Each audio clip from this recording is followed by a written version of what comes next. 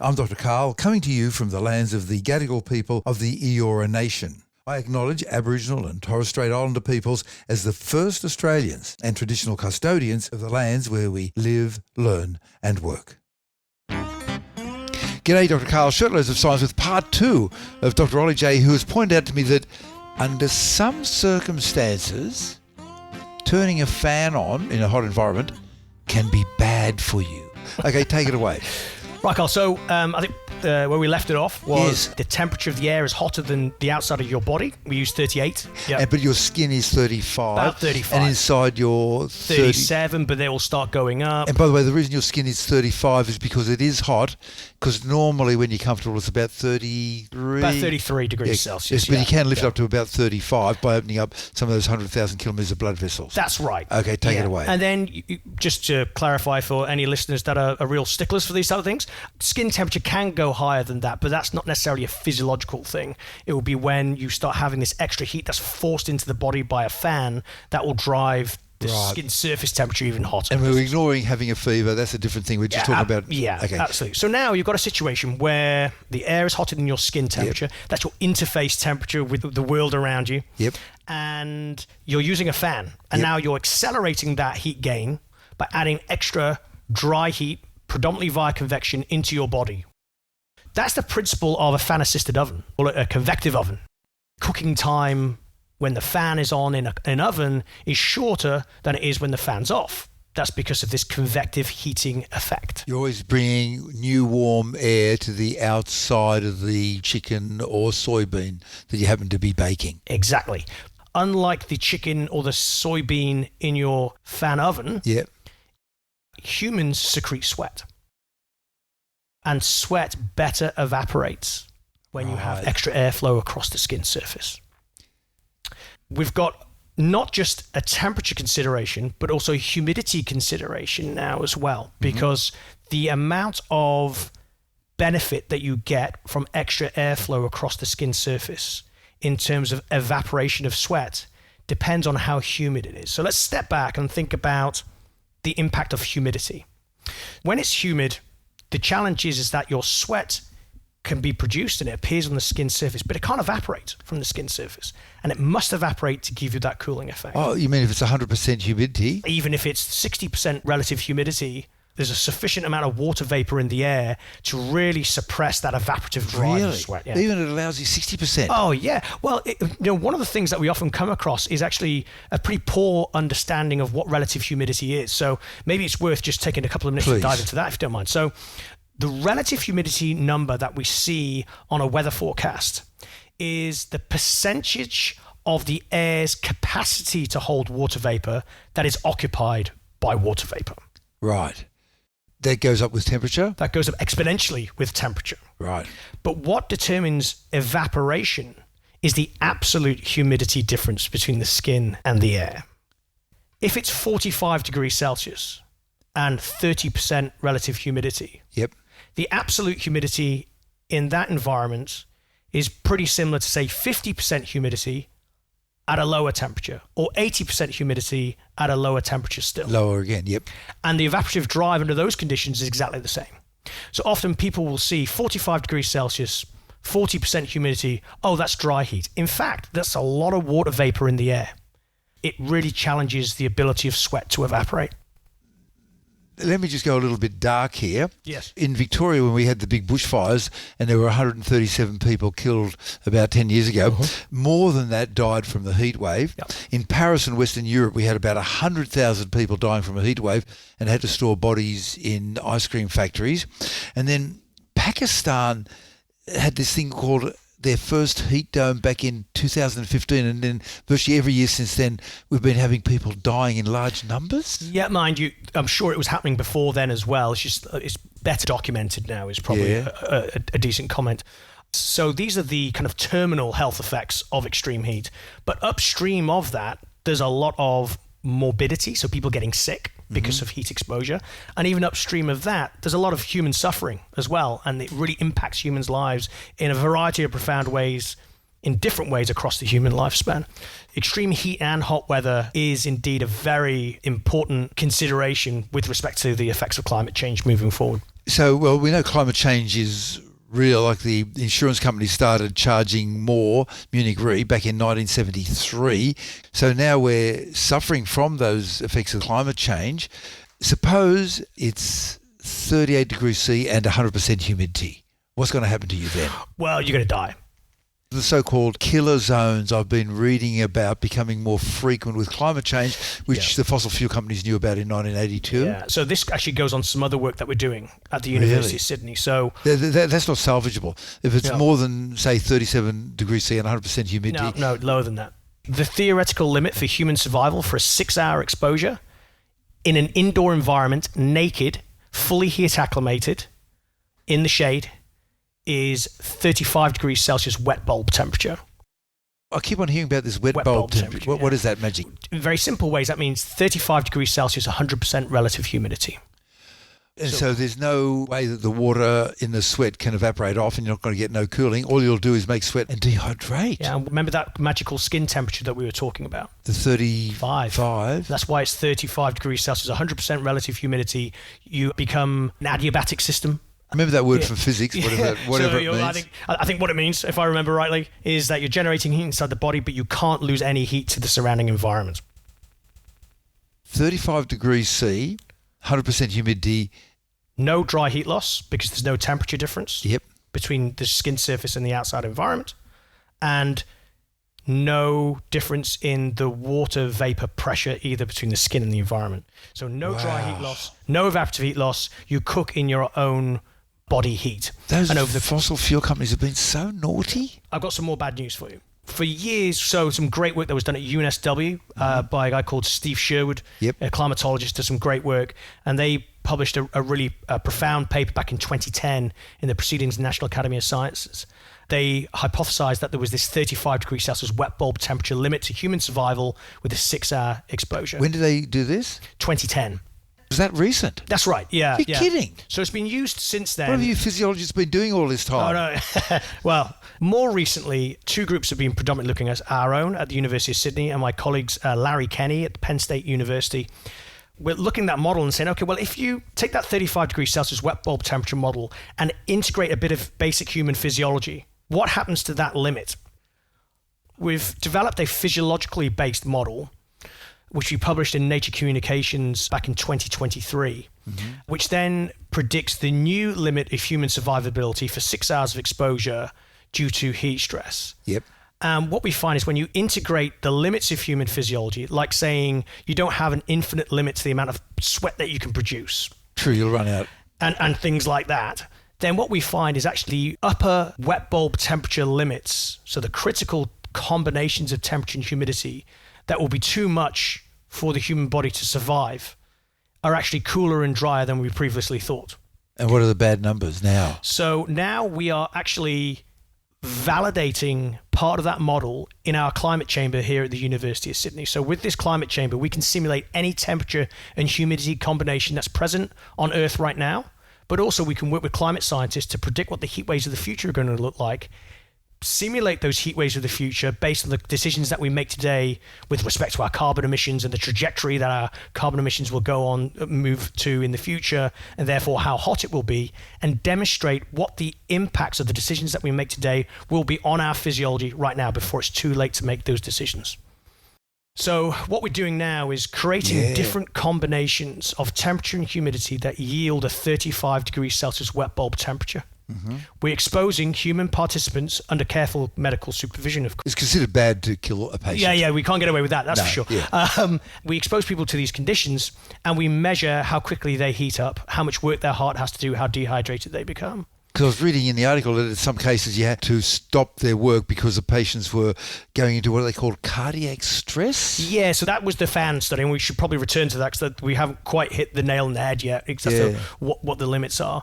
But in terms of these upper limits of what people can be exposed to, you have a rate of core temperature increase. And we can use that trend to predict how long it would take them to reach a heat stroke core temperature. What's that number, 41, 42? Yeah, 42 degrees Celsius, you're in pretty bad shape if you get to 42 degrees Celsius, but 41 is pretty bad as well. Denaturing and all sorts of bad stuff. Right. You don't want that. You don't want 42. Want and so what we find is that under 54 degrees Celsius with 26% humidity. And 54 degrees Celsius with how much percent humidity? 26% humidity. Right. That is 35 degrees Celsius wet bulb temperature. Right. But so is... In other words, it's the same amount of water in the air, but just at a higher temperature. That's right, yeah. Yeah, okay. And but at 35, it's at 100% humid, and now it's only, what did you say, it's 20... So 54 degrees Celsius and 26% relative humidity. Is the number, yeah. And then the same wet bulb temperature can be created by 46 degrees Celsius and 46% relative humidity. Right. Or 38 degrees Celsius and 81% relative humidity. And we're seeing some of those numbers near the equator. Like in India, they've had one situation in 8 weeks, they had 5 heat waves. That's right. And if that happens when it's humid, people die. And they don't lethal. have to die. That's exactly right. So there's this concept of lethal humidity, which is so important. Lethal humidity, I got scared when I read that. Yeah. That scared the heck out of me. Yeah. Very concerning situation that we're facing because people typically associate heat stress risk with the temperature. People don't realize that temperature is measured in the shade. In a Stevenson box. In a Stevenson box, for example. Aspirated and shaded. But the humidity is such an important aggravator of that heat stress risk. If we go back to the way in which we fundamentally keep cool, we produce sweat, but it's got to evaporate to have any kind of cooling effect. If you've got high humidity, that becomes very problematic because that sweat can't evaporate. The upper limits for human survival due to heat stress are looking like they're much cooler and drier than we previously thought. What sort of guess are you going for? What sort of numbers? So in terms of wet bulb temperature, there's not a unified wet bulb temperature limit. It depends on whether it's humid or whether it's dry.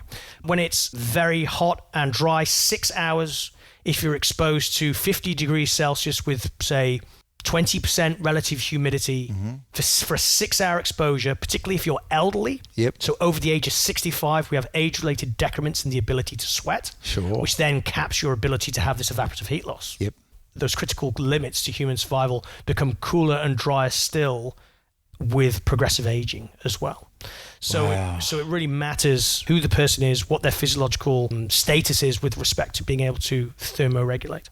It's confronting, isn't it? Very. The thing is that the solution is so easy. We just keep all the fossil carbon in the ground because all we use fossil carbon for is energy and raw materials, and we can get alternatives for that within 10 years if we try.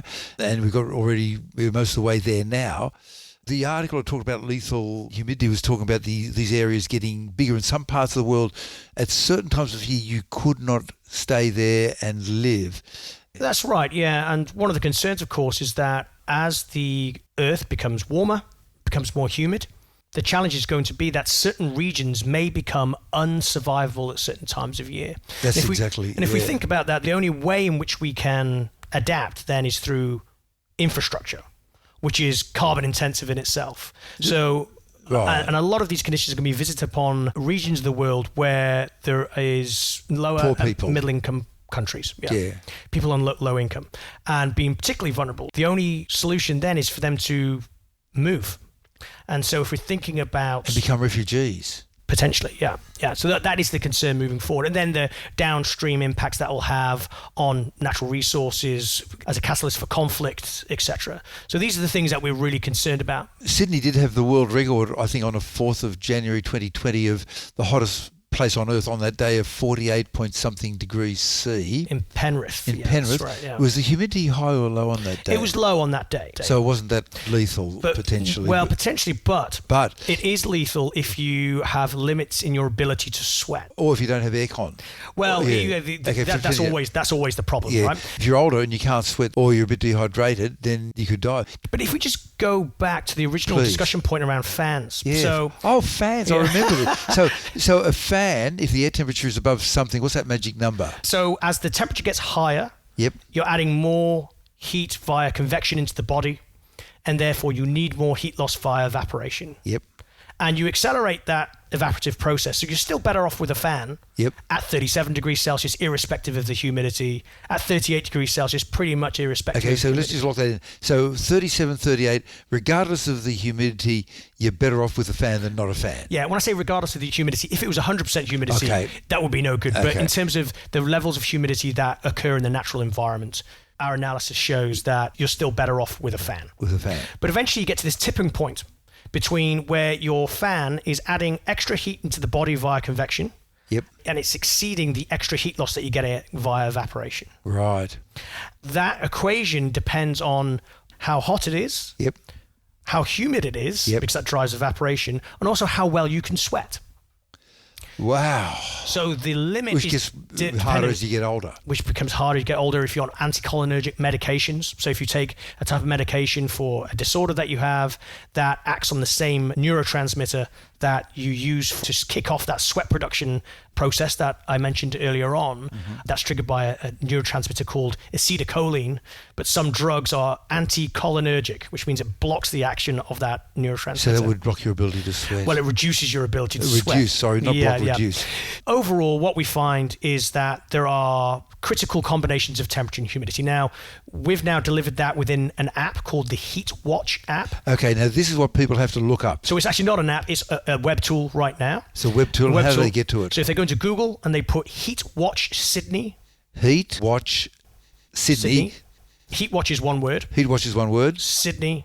It'll be the first thing that comes up on their search engine. So you just look up Heat Watch? That's right. And if you find Sydney, you're in the right place. That's right. And what this tool does, it enables you to create a personalized profile. So you can say what age group you're in, whether you're on certain types of medication, whether you have a chronic disease, and then you say which postcode you're in, and then it figures out what the heat stress exposure is for you from the perspective of temperature, humidity. Is it live? Like, is it for 2:00 in the afternoon on such and such a day of the week? Yeah, it gives you what it is right now, and it gives it gives you a forecast for the next 7 days. And you're giving it this away for free. For free. Well, it was funded by the New South Wales government. We developed it. We're in the process of raising funds for a NHMRC partnership grant to do a randomized control trial in the community to actually demonstrate the impact of this tool on outcomes in the community. Okay, but at the moment it's web-based. It's web-based. But further down the line you want it to be an app on a smartphone. That's right, yeah. But that'll happen with time. That's right. And we've collaborated with community organisations such as Sweltering Cities, which is an NGO in Australia, which works with the most heat-vulnerable communities in Australia to help co-design this tool to make sure that the tool looks like something that people would use and they would understand. Needless to say that it looks completely different to how I thought it should look at the start, but that's a really important point because this tool is not made for me, it's made for the people who need to use it in the community. So we're really excited about that. So just before we wind up, is 40 like the magic point above which you shouldn't use a fan?